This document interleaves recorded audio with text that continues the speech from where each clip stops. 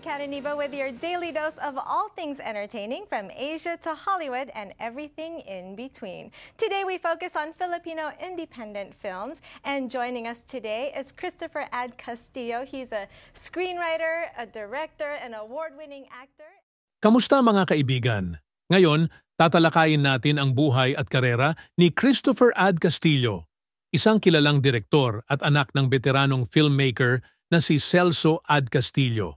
Kilala siya sa mga pelikulang tumatak sa larangan ng horror at drama, at alamin din natin ang mga huling sandali ng kanyang makulay na buhay. Tara, simulan na natin dito sa Pinoy Wisdom.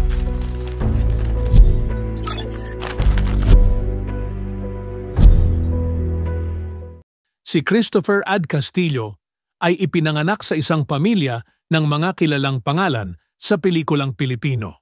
Siya ang anak ng legendary director na si Celso Ad Castillo, na nagbigay sa atin ng mga klasikal na pelikula tulad ng Burlesque Queen at Asedillo.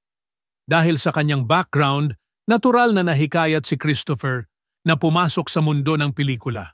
Mula sa murang edad, nakita niya ang kahalagahan ng sining ng pagdidirect at sinundan ang mga yapak ng kanyang ama.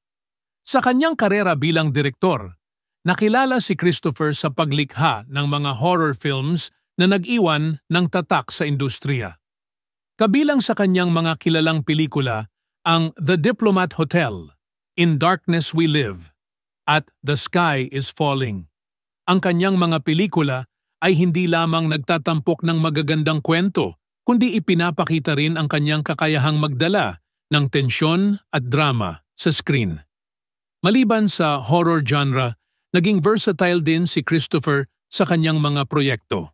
Hindi niya tinatanggihan ang mga hamon na magtulak sa kanyang mga kwento sa mga bagong direksyon, at pinuri siya ng mga kritiko dahil sa kanyang innovative na estilo sa pagdidirect. Sa kabila ng kanyang tagumpay, si Christopher ay humarap din sa mga personal na hamon, kabilang ang kanyang kalusugan. Noong Agosto 18, 2018, sa edad na 54, siya ay pumanaw dahil sa cardiac arrest.